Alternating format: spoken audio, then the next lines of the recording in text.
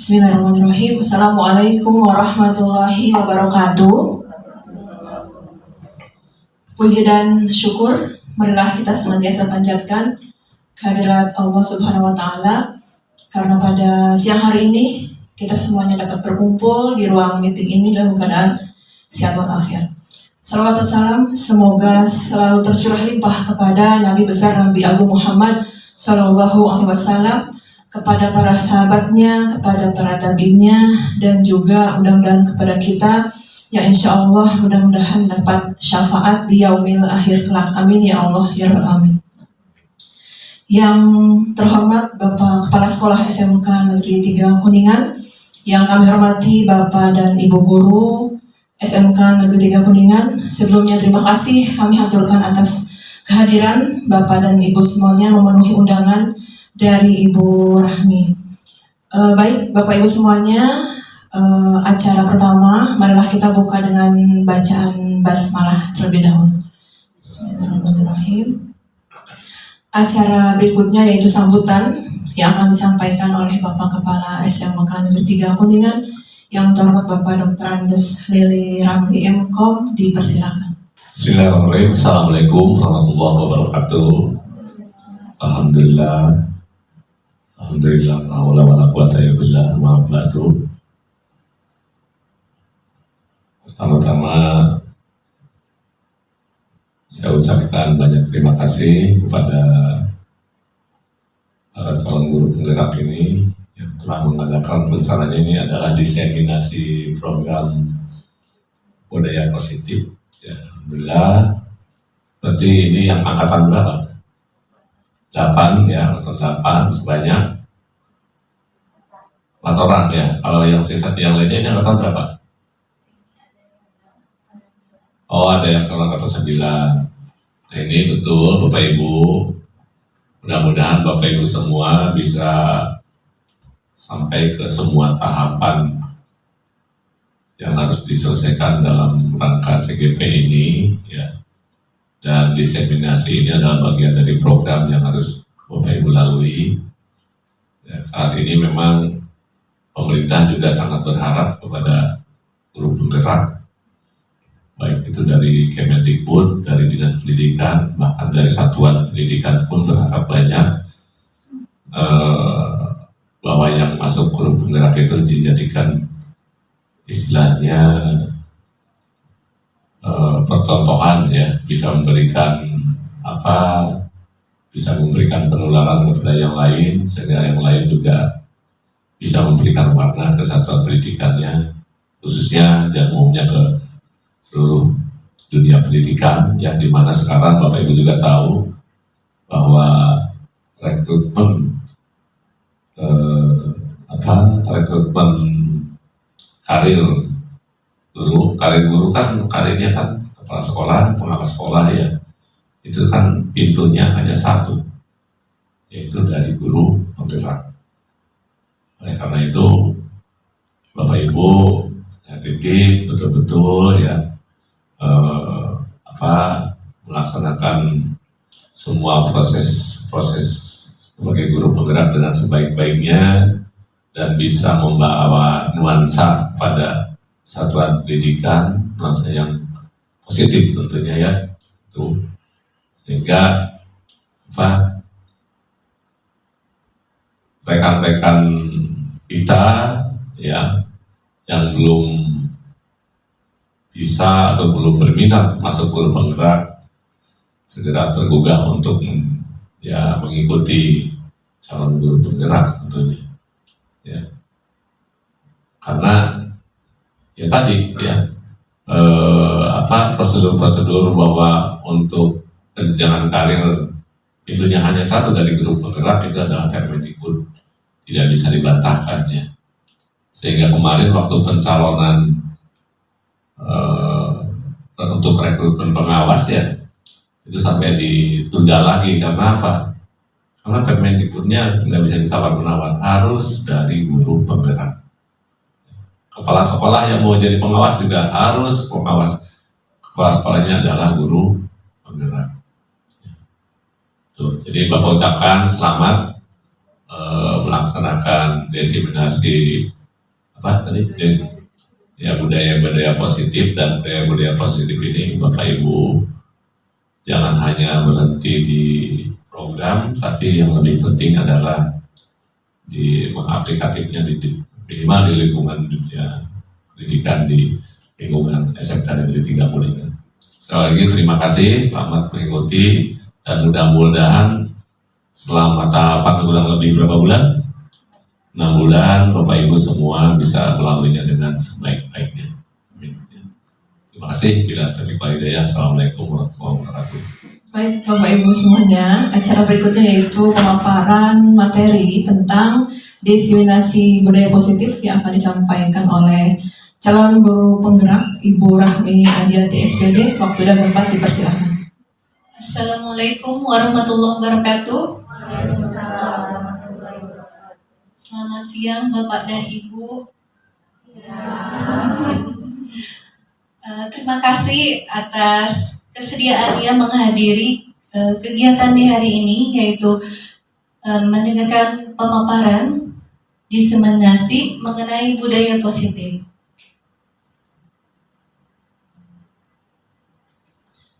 Nah, di budaya positif ini nanti kita akan membahas mengenai disiplin positif, teori motivasi, posisi kontrol guru, keyakinan kelas, restitusi, dan segitiga restitusi.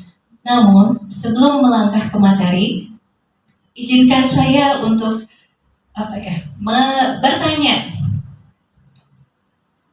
mengenai budaya positif.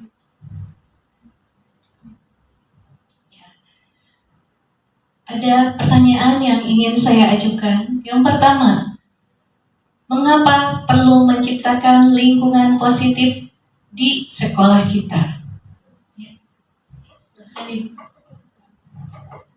Agar nyaman lingkungan sekolahnya. Terima kasih Ibu Dian. Ya, agar nyaman. Barangkali Bapak dan Ibu ada yang mau menambahkan? Ya, silakan. Agar terciptanya pembelajaran yang kondusif ketika di kelas. Ya, bagus jawaban dari Ibu Desi dan Ibu Dian. Ya, kita perlu untuk menciptakan keadaan nyaman. Bagi siapa? Bagi warga sekolah, terutama adalah bagi siswa. Karena di sekolah kita memberikan kegiatan pembelajaran bagi siswa. Apabila siswa nyaman, maka dalam kegiatan pembelajaran pun siswa akan semangat untuk belajar, dan tentu saja hasilnya akan bagus ya. Kemudian pertanyaan yang kedua, bagaimana kita sebagai guru dapat menciptakan lingkungan yang positif? Di antaranya yaitu dengan menciptakan suasana belajar yang menyenangkan, kemudian menjalin komunikasi dengan siswa dengan sebaik-baik mungkin. Ya, betul. Tadi menciptakan suasana yang menyenangkan dan menciptakan lingkungan yang kondusif bagi siswa. Ya. Nah, inilah apa yang akan kita bahas berikutnya sebagai salah satu cara untuk menciptakan lingkungan yang nyaman bagi siswa. Nah, seperti kita ketahui, siswa itu belajar. Dalam belajar, berarti siswa menerima yang namanya stimulus agar siswa mengalami yang namanya perubahan. Perubahan itu bisa kita lihat dari perubahan karakter, perilaku, dan juga ada perubahan dari tingkat kemampuan secara intelektual. Nah, di sini kita akan membahas dari Stephen R. Covey. Ini adalah penemu buku Seven Habits kalau nggak salah ya. Nah, di sini ada istilahnya stimulus respon dan teori kontrol. Sebenarnya kita ingin mengubah siswa agar berkarakter dan berperilaku lebih baik dari sebelumnya. Namun, kita juga harus melihat bahwa siswa itu memiliki kontrol diri. Nah, di sini yang akan dibahas yaitu membedakan antara stimulus respon dan teori kontrol. Di sini yang pertama adalah stimulus respon realitas kebutuhan kita sama. Dan menurut teori kontrol adalah realitas atau kebutuhan tiap orang itu berbeda. Kemudian pada saat stimulus respon yang kedua, semua orang melihat hal yang sama.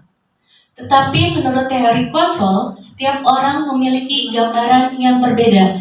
Nah, di sini kita berusaha memahami siswa. Jadi kita memberikan input kepada siswa itu atas berdasarkan stimulus respon atau teori kontrol. Apakah dia bisa mengendalikan, jadi berubah itu adalah berdasarkan motivasinya diri sendiri atau lingkungan yang memaksa dia untuk berubah. Nah, di sini sebagai contoh misalkan siswa masuk jam 7. Apabila siswa melihat dari sisi stimulus respon, dia patuh. Dia pokoknya mah jam 7 kudu nyampe di sekolah. Kudu sampai di sekolah. Tapi dengan teori kontrol, dia sadar bahwa dia harus sampai di sekolah itu jam 7. Karena apabila dia datang lebih dari jam 7, dia akan terlambat. Ya, seperti itu. Kemudian, menurut teori stimulus respon, perilaku buruk dilihat sebagai suatu kesalahan, tapi menurut teori kontrol, semua perilaku memiliki tujuan. Nah, barangkali Bapak dan Ibu bisa memberikan contoh. Baris yang keempat ya. Jadi yang pertama yaitu perilaku buruk dilihat sebagai suatu kesalahan menurut teori stimulus respon, tapi menurut teori kontrol semua perilaku memiliki tujuan. Dicoba ya. Mungkin contoh ya Bu Rahmi ya. Kalau anak itu misalkan terlambat nyampe sekolah 7.30 misalnya. Mungkin kita sebagai guru melihatnya ini sebuah kesalahan gitu kan ya. Dia sampai 30 menit terlambat gitu. Tapi kita tidak tahu di balik terlambatnya dia, bisa jadi dia menemani orang tua yang sakit barangkali gitu ya. Atau nganter lu orang tuanya ke pasar, misalkan jualan seperti itu ya. Itu kan kita hanya melihatnya satu sisi aja dari mata kita sebagai seorang guru, dia masuk sekolah terlambat. Gitu. Tapi bagi anak, saya harus membantu orang tua dulu, saya harus menemani orang tua dulu yang sakit. Mungkin kayak gitu contohnya ya. Mohon maaf kalau salah. Contohnya betul Ibu. Jadi kita harus melihat latar belakang anak itu kenapa melakukan kesalahan. Mungkin dia terlambat karena harus menjaga orang tuanya yang sakit atau misalnya menemani orang tuanya ke puskes dulu. Tapi yang selama ini kita lihat bagaimana Bapak dan Ibu. Kita melihat kesalahan siswa itu langsung kamu melakukan pelanggaran. Namun kita tidak mengetahui latar belakang kenapa siswa itu melakukan kesalahan. Nah, seperti itu. Perbedaan dari stimulus stimulus respon dan teori kontrol. Berikutnya yang paling akhir saja ya saya pilih. Yang paling akhir yaitu model berpikir menang dan kalah. Dan kalau menurut teori kontrol adalah model berpikir menang-menang. Jadi kita terhadap siswa itu harus diupayakan bahwa kita melakukan tindakan kepada siswa bukan istilahnya mah saya guru saya harus menang, murid saya kalah karena dia melakukan pelanggaran. Tapi kita harus berusaha agar kita menang, siswa yang kita bimbing juga menang gitu, seperti itu. Mungkin demikian sekilas mengenai teori stimulus respon dan teori kontrol. Berikutnya, 3 motivasi perilaku manusia. Mangga dibaca sama Bapak. 3 motivasi perilaku manusia. Yang pertama, untuk menghindari ketidaknyamanan atau hukuman, 2. Untuk mendapatkan imbalan atau penghargaan dari orang lain. Ini termasuk dalam eksternal. Yang ketiga, untuk menjadi orang yang mereka inginkan dan menghargai diri sendiri dengan nilai-nilai yang mereka percaya. Ini masuk dalam internal.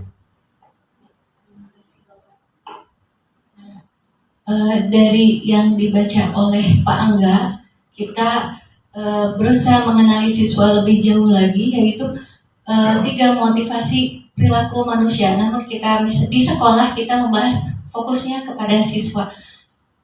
Yang pertama itu, 2 pertama itu adalah faktor eksternal.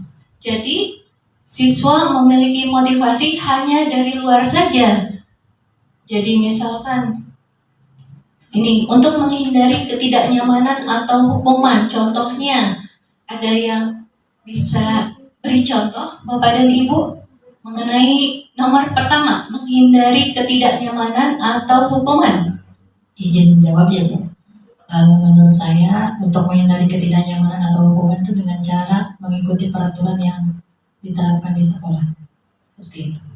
Jadi iya, untuk menghindari ketidaknyamanan atau hukuman, jadi siswa mengikuti yang namanya peraturan, taat dan patuh. Dan dari situ siswa itu memiliki motivasinya dari luar.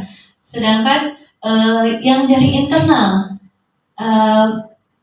siswa itu berusaha menjadi orang yang mereka inginkan dan menghargai diri sendiri dengan nilai-nilai yang mereka percaya. Apakah Bapak dan Ibu ada yang bersedia memberikan contoh? Silakan. Bismillahirrahmanirrahim. Saya coba menjawab yang internal ya Bu ya, yang nomor 3. Untuk menjadi orang yang mereka inginkan, mungkin siswa ini punya tujuan, saya ingin menjadi juara kelas gitu ya. Nah, dengan dia berusaha menjadi juara kelas, dia berusaha semaksimal mungkin mengikuti kegiatan pembelajaran di sekolah ya. Kemudian mengerjakan tugas-tugas supaya tidak kena hukuman. Kemudian ketika ada pertanyaan dari guru juga dia berusaha menjawab semua pertanyaan guru, mungkin tanya jawab ya, sehingga dia akan mendapatkan imbalan gitu dari gurunya. Nah itu mungkin dengan begitu dia bisa menghargai diri sendiri dengan nilai-nilai yang mereka percaya. Mungkin itu yang bisa saya jawab. Terima kasih. Terima kasih Ibu. Barangkali Bapak dan Ibu ada yang mau menambahkan dari sini? Oh, ya, silakan Ibu Rizara. Menambahkan yang faktor motivasi internal itu ada dalam diri siswa. Contohnya dia sudah punya planning atau sudah punya tujuannya sendiri, ingin cita-citanya sebagai apa atau mengejar cita-citanya seperti apa. Itu termasuk motivasi yang ada dalam diri dia sendiri. Dengan kesadaran yang dia miliki, kemudian dengan keyakinan yang dia miliki tanpa ada embel-embel atau mengharapkan sesuatu dari orang lain. Terima kasih Bu Alizara. Betul jawabannya. Jadi kita bisa melihat dari siswa itu, dia memiliki motivasi mana yang dominan, eksternal apakah internal. Itu yang perlu kita gali dari siswa kita. Seperti itu. Berikutnya 5 kebutuhan dasar manusia. 5 kebutuhan dasar manusia. Di sini yang pertama adalah yang paling pertama, yaitu bertahan hidup. Karena setiap manusia pasti menginginkan kehidupan. Seperti seperti Bapak dan Ibu lihat di televisi, ada film apa? Squid Game. Nah itu istilahnya menggambarkan bagaimana seorang manusia itu motivasi untuk bertahan hidup itu nomor 1 ya. Kemudian ada yang namanya penguasaan, kasih sayang dan rasa diterima, kesenangan dan kebebasan. Nah ini adalah semua dimiliki oleh tiap pribadi, tiap individu, bukan hanya guru saja, bukan hanya siswa saja, tapi semua orang itu memiliki.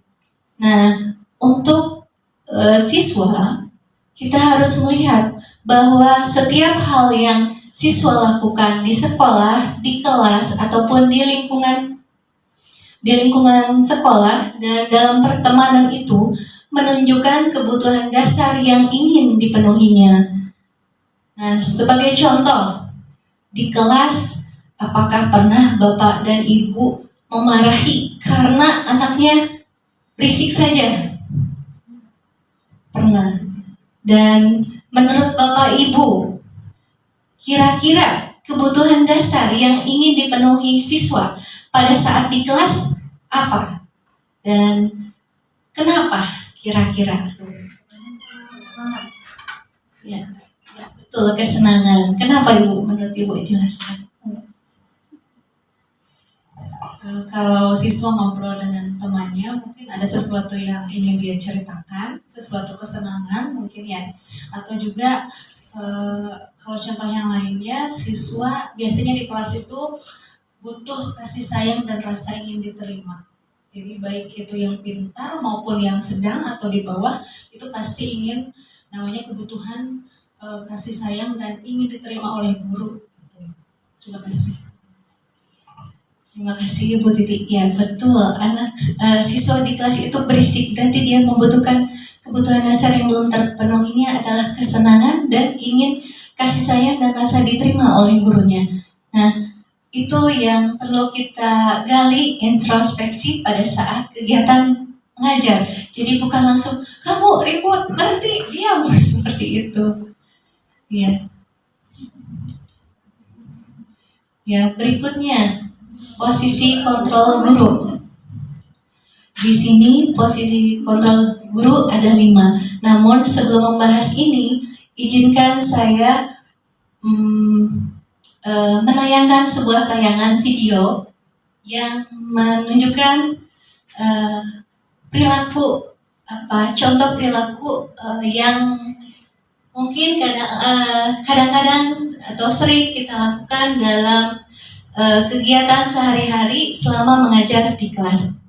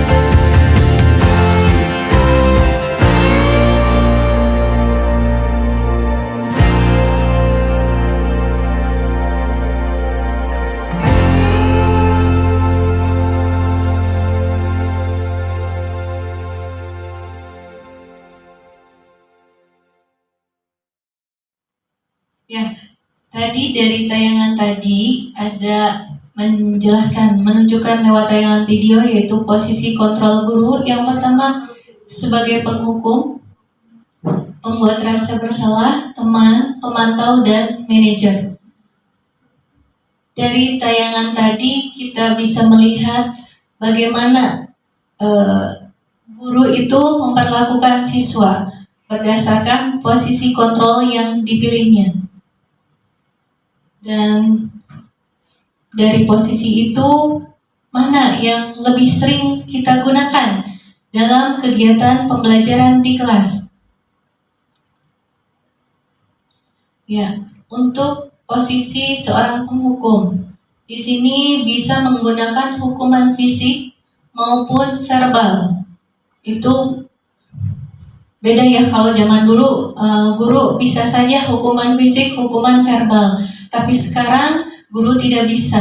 Karena apa? Mungkin ada aturannya. Yang kedua, mungkin mental siswa sudah tidak seperti angkatan dulu. Ya. Kemudian di sini pada posisi penghukum, orang yang menjalankan posisi penghukum senantiasa mengatakan bahwa sekolah memerlukan sistem atau alat yang dapat menekan murid-murid lebih dalam lagi. Jadi ada yang namanya hukuman. Siswa itu harus menerima hukuman apabila melanggar. Nah, itu sebagai posisi penghukum. Yang kedua, pembuat rasa bersalah. Pada posisi ini mungkin kita contohnya, ada yang bisa memberi contoh? Barangkali Bapak dan Ibu. Guru sebagai pembuat rasa bersalah kepada siswanya. Ya, untuk pembuat rasa bersalah, misalkan barudak tonggarandengnya kayak bisi ayah itu kelas sebelah, gurunya protes gitu. Seperti itu. Jadi membuat siswa itu merasa bersalah, jadi tidak akan ribut di kelas seperti itu. Jadi siswa tuh nanti bisi guru sekarang itu disalahin sama guru sebelah seperti itu. Campur-campur bahasanya. Yang ketiga, posisi sebagai teman. Jadi kita memposisikan siswa itu sebagai teman dan kita ajak ngobrol layaknya seperti seorang teman. Agar terjalin kedekatan, mungkin maksudnya guru itu melakukan posisi sebagai teman. Yang berikutnya, posisi sebagai pemantau. Nah, pada posisi ini guru mengawasi dan merasa bertanggung jawab atas perilaku orang-orang siswa yang diawasi. Jadi pada posisi ini guru lebih menekankan pada konsekuensi apabila murid itu melakukan pelanggaran. Misalkan perjanjian ya, minggu depan tugas dikumpulkan. Apabila yang tidak mengumpulkan, nanti konsekuensinya nilainya dikurang. Atau misalkan tugasnya bertambah lagi seperti itu. Itu namanya konsekuensi. Nah, pada posisi sebagai manajer, di sini posisi di mana guru berbuat sesuatu bersama dengan murid, mempersilahkan murid mempertanggungjawabkan perilakunya, mendukung murid agar dapat menemukan solusi atas permasalahannya sendiri. Dapat Bapak dan Ibu lihat pada tayangan tadi, guru sebagai posisi manajer menggali lebih jauh mengapa siswa itu melakukan kesalahan atau melakukan pelanggaran. Jadi mengetahui alasan penyebab siswa itu melakukan pelanggaran. Dan siswa diberi kesempatan untuk bercerita dan berupaya untuk memperbaiki kesalahan atau pelanggaran yang dilakukannya agar tidak terulang kembali. Jadi ada istilahnya siswa diberi refleksi seperti itu. Dan apakah ini pernah kita lakukan kepada siswa-siswa kita? Jadi menggali lebih jauh apa alasan siswa melakukan pelanggaran. Itu yang diharapkan dengan kita melakukan posisi sebagai manajer, yaitu siswa bersedia untuk berubah itu berdasarkan motivasi dari diri sendiri. Jadi bukan karena aturan, bukan apa, tapi sadar itu untuk perbaikan dirinya sendiri di kemudian hari. Ya. Berikutnya adalah keyakinan kelas. Nah, apa keyakinan kelas? Nah, di sini keyakinan kelas adalah nilai-nilai kebajikan universal yang telah disepakati bersama. Apakah Bapak dan Ibu ingat pada video tadi ada ditanya tentang keyakinan kelas, apa yang kalian langgar, yang kamu langgar?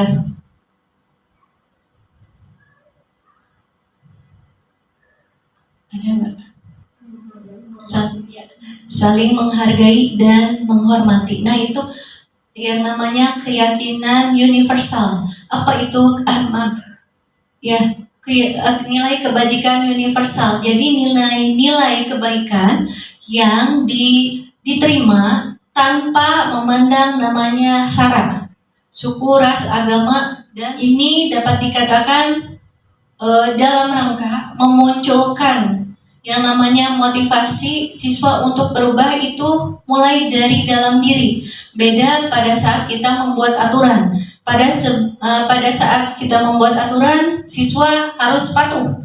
Mau tidak mau harus patuh. Tapi pada saat pembentukan keyakinan kelas itu siswa ditanamkan nilai-nilai kebajikan yang diterima oleh semua. Jadi pada saat siswa itu melakukan pelanggaran, siswa itu melakukan penilaian ke dalam diri. Apa yang telah saya langgar dari kesepakatan yang telah dibuat itu.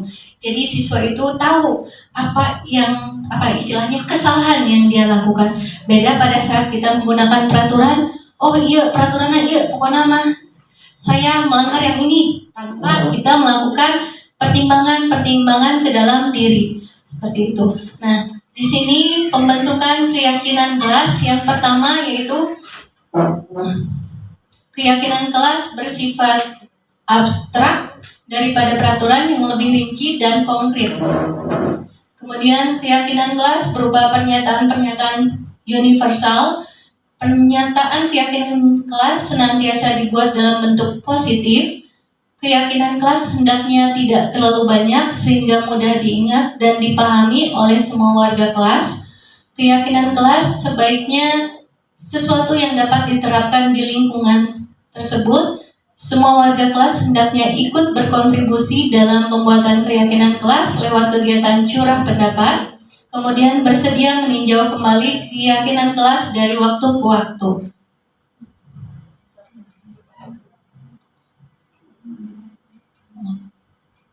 Nah, di sini langkah-langkahnya yang tadi mungkin penjelasan mengenai keyakinan kelas. Di sini langkah-langkahnya.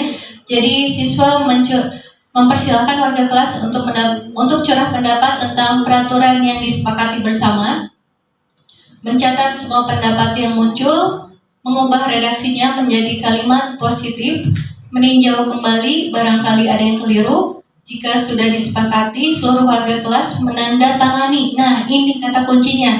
Di sini ada kesepakatan. Jadi semua siswa harus menandatangani, yang menunjukkan bahwa siswa itu telah sepakat akan berusaha untuk melaksanakan apa yang telah disepakati. Kemudian memajangnya di dinding atau di tempat yang mudah terlihat sebagai pengingat. Nah, berikut ini adalah contoh kesepakatan kelas atau menuju keyakinan kelas. Di sini ada berdoa sebelum dan sesudah kegiatan belajar. Unsur nilai kebajikannya yaitu bersifat religius. Kemudian mengerjakan tugas tepat waktu, membuang sampah pada tempatnya, melaksanakan piket kelas sesuai dengan yang ditetapkan. Itu adalah contoh dari yang namanya tanggung jawab. Berikutnya adalah bertanya jika ada yang tidak dimengerti, menghargai setiap perbedaan yang ada, bersedia bekerja sama dan berkelompok dengan siapa saja, berbicara dengan bahasa sopan dan santun. Nah, ini contoh sikap yaitu saling menghormati nilai kebajikannya. Dan yang terakhir yaitu menggunakan HP saat pembelajaran setelah mendapat izin guru. keluar masuk kelas atas izin guru. Ini contoh dari untuk menjaga ketertiban. Nah, ini misalkan disepakati oleh siswa di kelas nih. Jadi pada saat siswa melakukan yang namanya pelanggaran, kita bukan memberi hukuman atau memberikan konsekuensi, tapi kita melakukan yang namanya restitusi berdasarkan kesepakatan yang telah disepakati. Jadi misalkan tadi mengumpulkan tugas tepat waktu. Nah, ada istilah yang namanya restitusi. Di sini restitusi adalah proses menciptakan kondisi bagi murid untuk memperbaiki kesalahan mereka sehingga mereka bisa kembali kepada kelompok mereka dengan karakter yang lebih kuat. Atau ini restitusi juga adalah proses kolaboratif yang mengajarkan murid untuk mencari solusi atas masalah dan membantu murid berpikir tentang orang seperti apa yang mereka inginkan dan bagaimana mereka harus memperlakukan orang lain. Jadi dari sini kita fokus apabila siswa melakukan pelanggaran. Apabila siswa melakukan pelanggaran, jadi yang kita lakukan adalah melakukan restitusi. Jadi bukan istilahnya dulu itu istilahnya menghukum. Yang kedua istilahnya memberikan konsekuensi, tapi kita mencoba melakukan yang namanya restitusi. Contohnya, jadi cara kita melakukan restitusi yaitu kita melakukan dialog dengan siswa. Dialog dengan siswanya bagaimana? Nah, dialog dengan siswa ini kita berpatokan pada yang namanya segitiga restitusi. Di mana yang pertama adalah validasi tindakan yang salah, kedua menstabilkan identitas, yang ketiga menanyakan keyakinan kelas. Jadi pada saat siswa melakukan kesalahan, kita bukannya kamu malas, kamu jadi memberikan cap pada siswa, tidak. Tapi kita memberikan istilahnya menstabilkan identitas itu kita, ya setiap orang pasti pernah melakukan kesalahan, ibu juga dan kamu juga. Jadi kita berusaha itu kesalahan adalah wajar, bukan istilahnya wajar, istilahnya setiap orang itu pasti pernah melakukan kesalahan. Nah, kemudian yaitu validasi tindakan yang salah. Di sini kita berusaha mengajak menggali kepada siswa alasan kenapa kamu melakukan kesalahan itu, mengapa kamu melakukan pelanggaran itu, dan istilahnya kita harus tahu alasan mengapa siswa melakukan pelanggaran dan kita berupaya untuk siswa berupaya memperbaikinya. Dan yang terakhir menanyakan keyakinan. Jadi siswa itu melakukan refleksi atas keyakinan kelas yang telah dibuat. Contohnya pada saat siswa ada yang melakukan tindakan mencontek pada saat ulangan, guru mungkin ada beberapa opsi pilihan. Yang pertama, kamu langsung keluar kelas. Itu termasuk apa tuh? Konsekuensi, hukuman, atau restitusi? Hukuman, ya. Siswa langsung disuruh keluar, berarti kita langsung memberikan hukuman.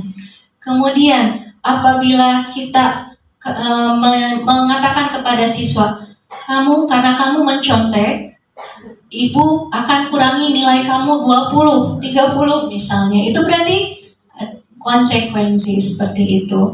Nah, namun yang diharapkan yaitu kita melakukan restitusi pada saat siswa melakukan kesalahan. Apa dan bagaimana? Pada saat melakukan restitusi, kita tanyakan, misalnya namanya Ratih. Ratih, kenapa kamu mencontek? Saya ingin nilainya bagus, Ibu, misalnya seperti itu. Iya, tapi cara yang kamu gunakan itu salah. Itu memang setiap orang memiliki yang namanya kesalahan, tapi cara yang kamu lakukan salah. kira-kira keyakinan kelas apa yang kamu langgar pada saat dia melakukan mencontek itu? Yang disepakati memang tadi belum muncul contoh kejujuran ya. Jadi kita berusaha jujur, berarti dia telah melakukan pelanggaran kan? Tapi guru berusaha untuk berdiskusi atas tindakan pelanggaran yang dilakukan oleh siswa. Jadi keyakinan kelas apa yang kamu langgar? Kejujuran. Kemudian kita ajak siswa untuk istilahnya apa ya? Introspeksi. Kemudian apa yang bisa kamu lakukan untuk memperbaiki tindakan kamu ini agar tidak terulang lagi di kemudian hari? Kira-kira opsi istilahnya, kira-kira apa yang bisa murid ajukan untuk memperbaiki kesalahannya, untuk memperbaiki karakternya itu? Kira-kira apa? Ya, belajar lebih giat.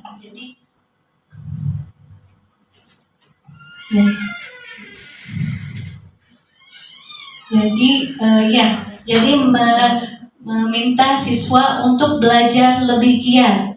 Yang kedua mungkin misalkan saya untuk ulangan yang sekarang saya nggak apa-apa ibu, saya bersedia untuk mengulangi lagi ulangan. Jadi yang ini dianggap ini, atau misalkan mungkin opsi itu kurang ini ya karena anak sudah tahu soalnya, tapi dia di kemudian hari untuk memperbaikinya adalah harus jujur dan untuk belajar lebih giat lagi agar jangan sampai mencontek kembali. Nah, itu contoh restitusi. Dari video yang tadi bisa Bapak dan Ibu lihat ada di tayangan yang paling terakhir ya. Jadi kita menggali kesalahan anak agar jadi istilahnya diberi langkah-langkah kira-kira bagaimana agar pelanggaran itu tidak terulang kembali. Ya. Nah, di sini ciri-ciri restitusi yang kita lakukan kepada siswa yaitu bukan untuk menebus kesalahan, namun untuk belajar dari kesalahan. Fokus agar siswa belajar dari kesalahan. Kemudian memperbaiki hubungan adalah tawaran, bukan paksaan. Jadi kita tidak bisa memaksakan murid harus gini begini atas pelanggaran yang dilakukan.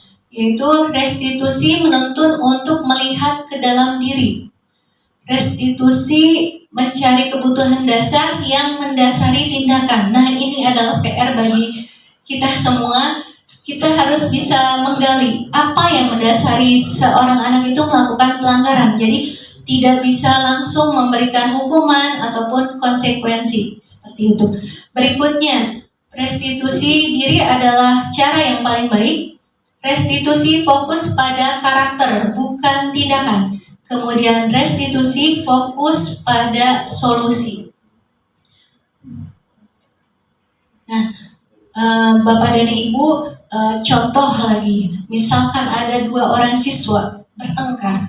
Kira-kira Bapak dan Ibu bertengkar sehingga salah satunya misalkan ada yang terluka. Kira-kira apa yang akan Bapak Ibu lakukan? Setelah mendengar menyimak apa yang barusan disampaikan.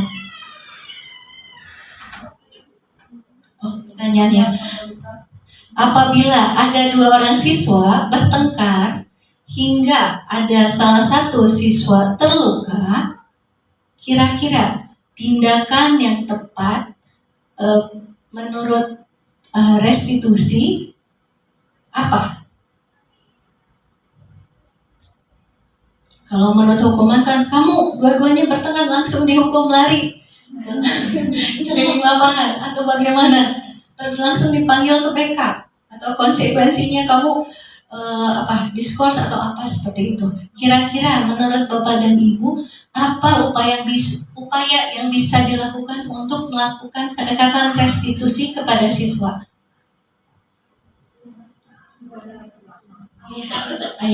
Alasan.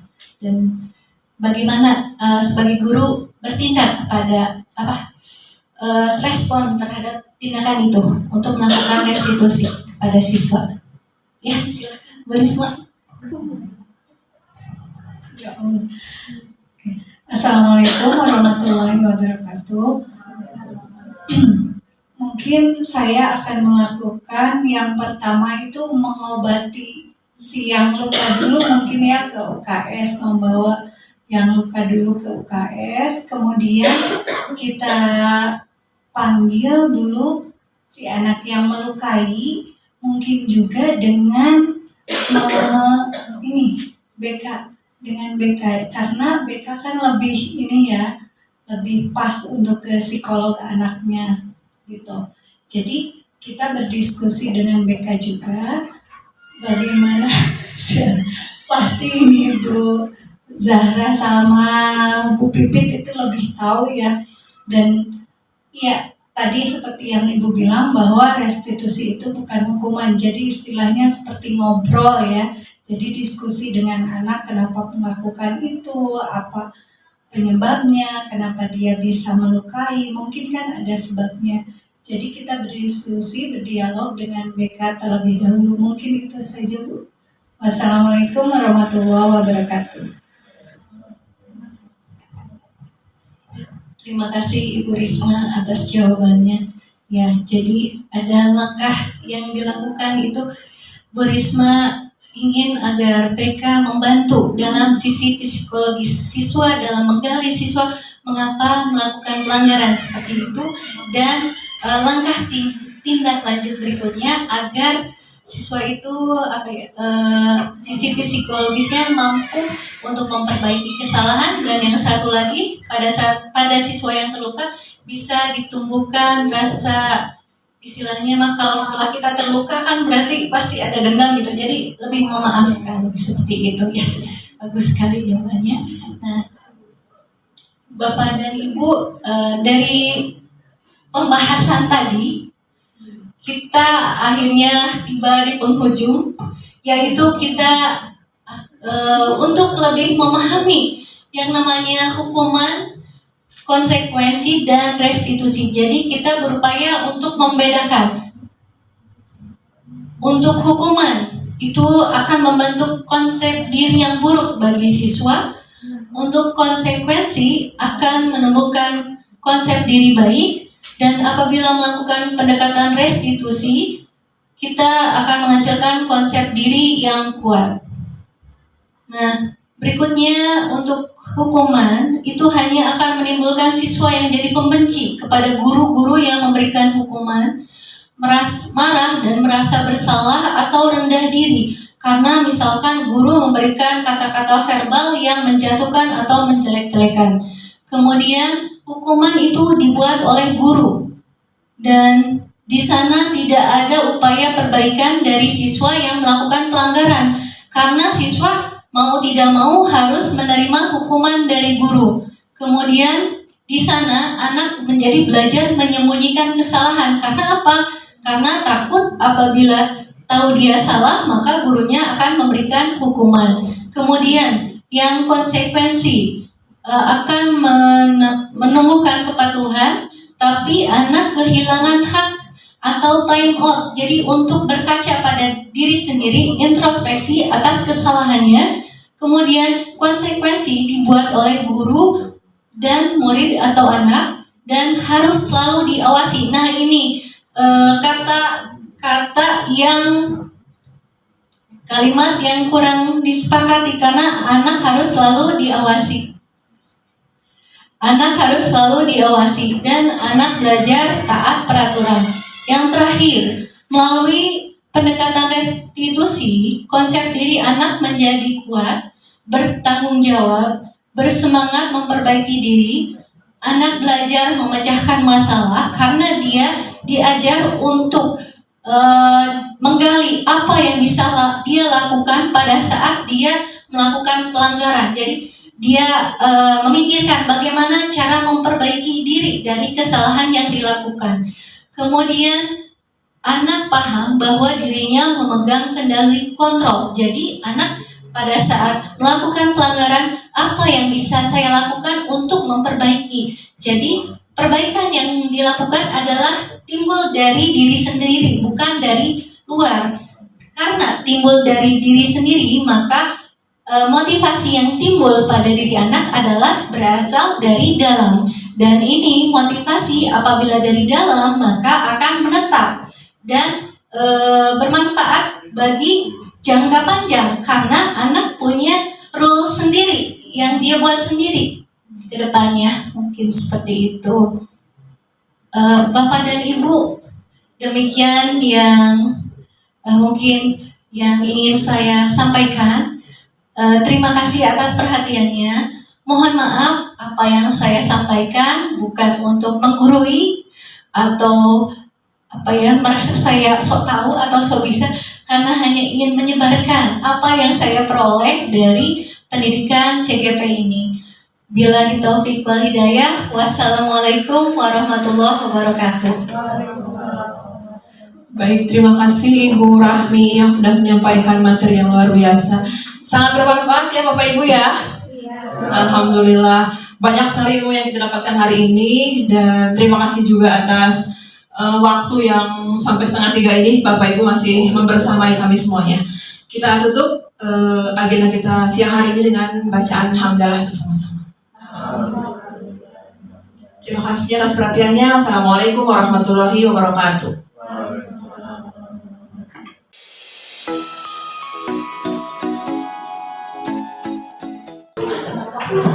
Assalamualaikum warahmatullahi wabarakatuh. Waalaikumsalam warahmatullahi wabarakatuh.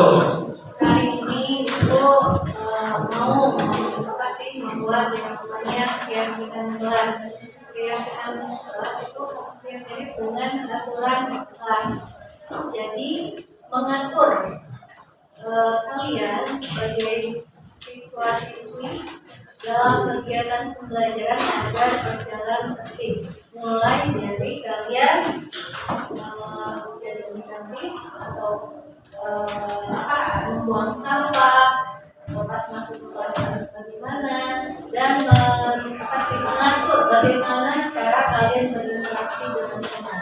Contoh dari keyakinan kelas itu misalnya berbicara baik dengan rekan. Berarti itu dalam rangka sikap apa?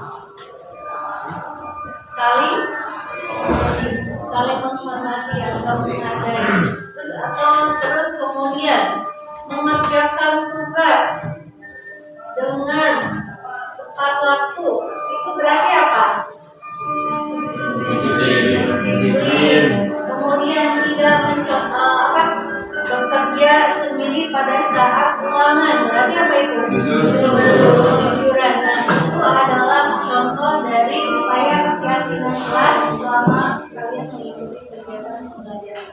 Serta bagaimana menjelaskan cara kalian bersikap pada saat ada guru. Bisa dipahami? Bisa. Nah, sekarang tugas kalian menuliskan 10 kira-kira keyakinan yang kalian lakukan selama kegiatan pembelajaran dan selama berdoa sebelum lanjut bisa. Terus misalnya apa lagi? Saat ketemu dulu bagaimana?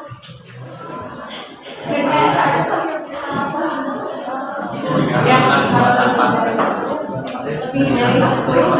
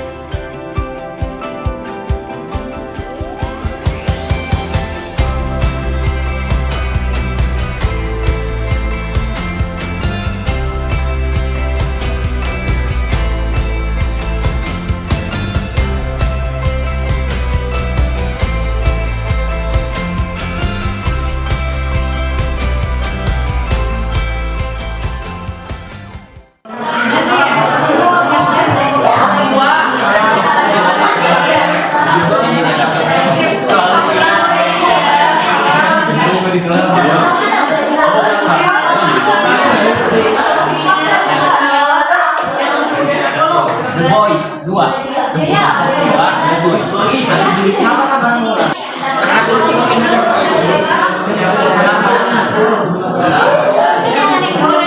Udah, sambil kelompok 6, ini baru kelompok 6 baru 6. Nah, yang lain kalian melihat kata-kata yang kalian buat atau kalimat yang kalian buat, apakah ada kata tidak di kalimat itu? Kalau ada kata tidak, ubah kalimat itu agar hilang kata tidaknya. Misal, tidak membuang sampah sembarangan. Kalimat lainnya apa? Buang sampah. Bisa gitu. Bisa.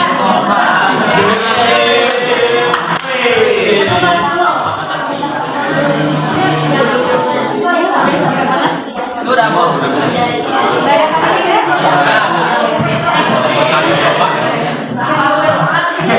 B2X8 yang 2.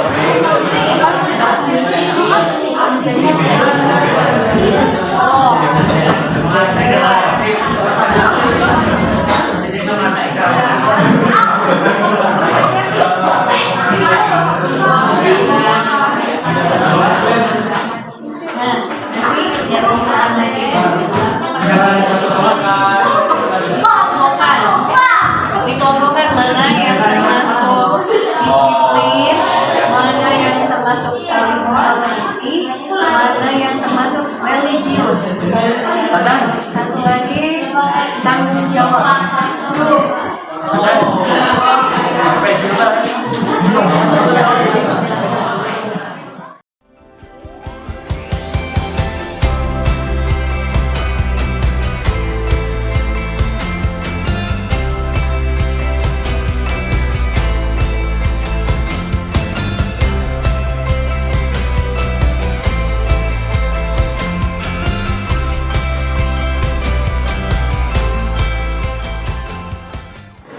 Ya, kalau udah, sekarang kalian kelompokkan dari ke-10 itu mana yang termasuk sikap bertanggung jawab, mana sikap yang saling menghormati, mana sikap yang menunjukkan religius, mana yang menunjukkan sikap disiplin. Dikelompokkan. Dikelompokkan, kemudian tulis di kertas ini.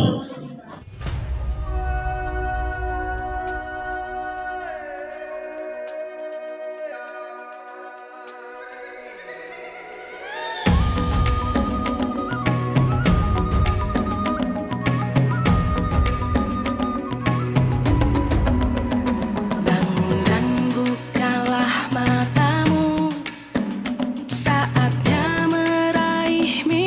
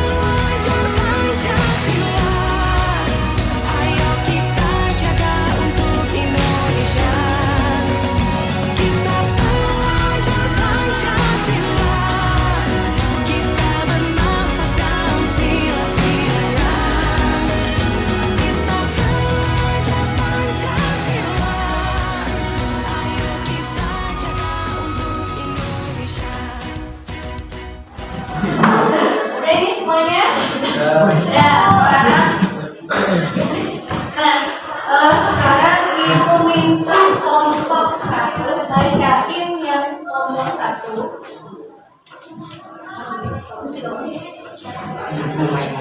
Kelompok 1 mana? Ya, kelompok 1 bacain di sini disiplinnya apa yang termasuk disiplin? Menurut kelompok 1 disiplin yaitu mengerjakan tugas tepat waktu, membuang sampah pada tempatnya di kelas maupun di lingkungan sekolah, memakai seragam lengkap sesuai.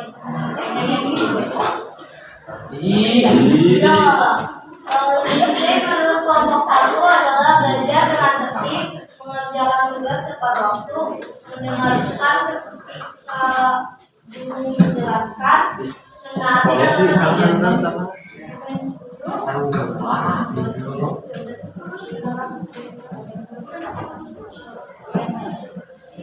ya, itu yang masuk disiplin. Yang lain bagaimana, setuju? Berikutnya yang kelompok 2 baca dan saling menghargai selama dilakukan.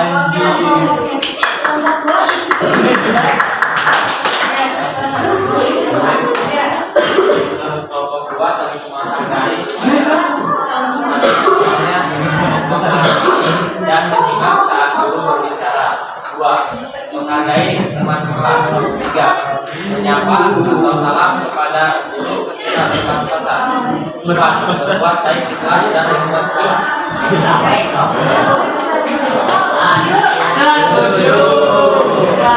yang religius. Yang lain mana?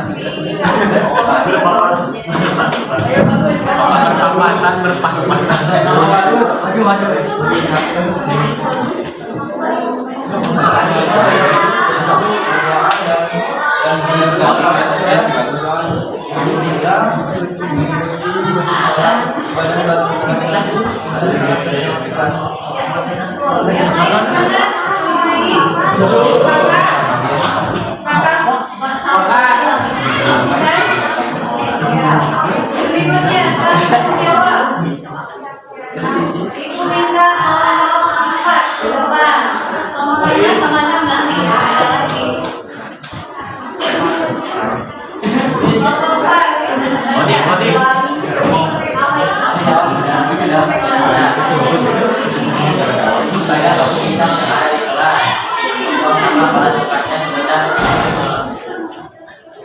memakan jajanan, mengerjakan bahagia dengan jujur, tertib dan menyimak saat berbicara. yang lain Nah, itu adalah contoh perilaku pada saat kalian di kelas agar menjaga ketertiban di dalam kelas. Nah, sekarang berikutnya dari contoh perilaku ini kalian dibagi ke dalam 3. Yang pertama terdengar, yang kedua terlihat, yang ketiga berperilaku. Nah, contoh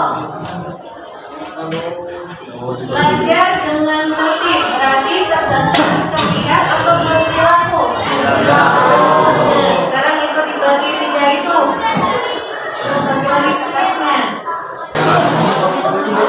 Terdengar, terlihat, dan berperilaku. Itu ada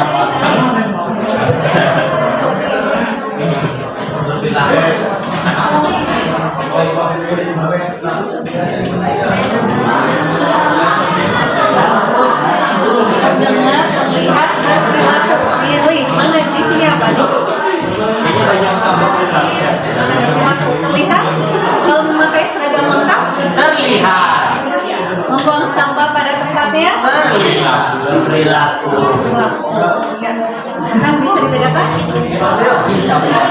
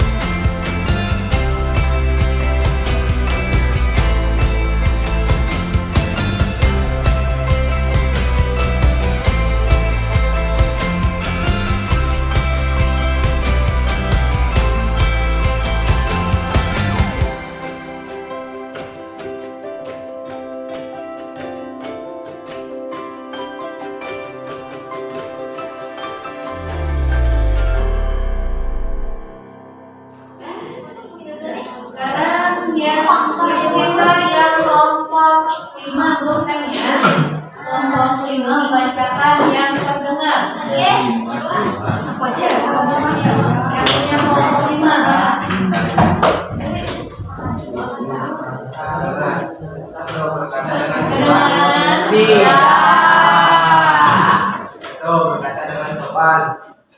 2. Melaksanakan literasi Al-Quran. 3. Mengungkapkan pendapat.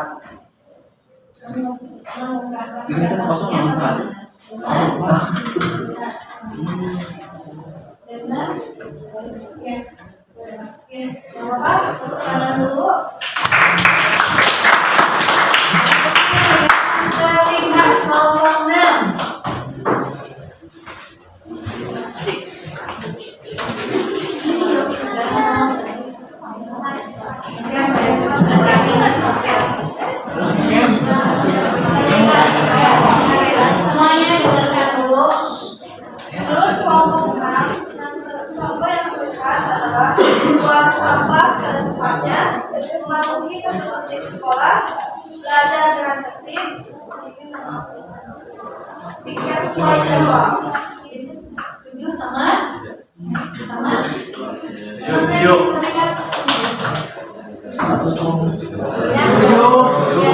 Jangan buat kelompok.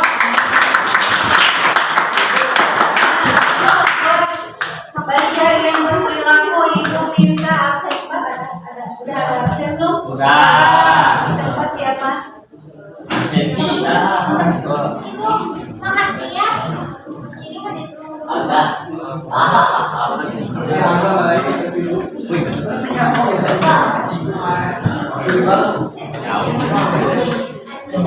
Anissa, mana Anissa? Ya, baca. Depan.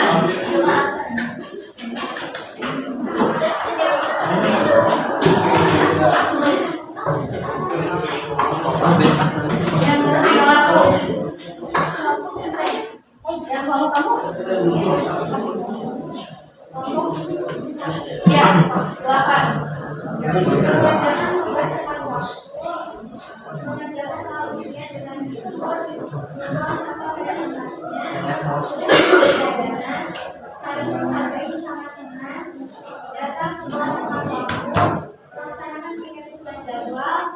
Berdoa sebelum mulai pelajaran dan menjaga fasilitas yang ada di kelas. Itu berperilaku. Kalian sudah tahu berarti itu yang apa ya?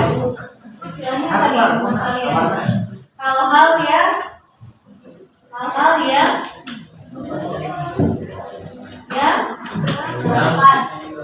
dilakukan selama di kelas.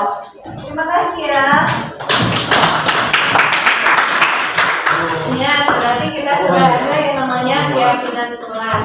Nanti kalau misalkan kalian melakukan pelanggaran, berarti kalian telah melakukan pelanggaran yang sudah disepakati oleh kelas. Ya. Sampai sini ada yang mau disampaikan? Perasaan kalian membuat ini bagaimana? Yang jelek-jelek juga nggak apa-apa. Atau yang bagus-bagus silakan. Minta 2 orang aja. Siapa? Ditunjuk sama ibu. Ditunjuk. Udah ibu ditunjuk nih yang pojok. Ini masuk kamera yang pojok silakan. Menurut kamu membuat ini bagaimana? Kesimpulan kamu? Jangan ketawa, itu ada yang nyuruh ketawa. Ayo. Dapat biasa aja. Biasa aja itu. Dapat menjadi orang yang lebih disiplin. Dapat menjadi orang yang disiplin setelah membuat ini. Oke, nanti kalian lihat ya, mudah-mudahan lebih disiplin. Oke. Satu lagi, kita pojok lagi. Oke, silakan. Menurut kamu gimana membuat ini? Apa manfaatnya buat kamu? Manfaatnya? Manfaatnya itu apa ya?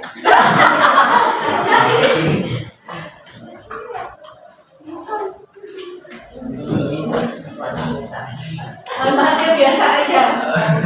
Tapi kalian kamu udah tahu kan dari hal-hal apa yang bagus untuk dilakukan nanti kalian kan sudah tahu nih. Nanti kalian akan saling mengingatkan dengan teman kalian. Kan kita bahas bikin keyakinan kelas. Kok kamu kayak gitu? Akhirnya sudah kita buat dalam keyakinan kelas. Mudah-mudahan kalian lakukan selama kegiatan pembelajaran. Terima kasih atas kerjasamanya. Wassalamualaikum warahmatullahi wabarakatuh. Waalaikumsalam.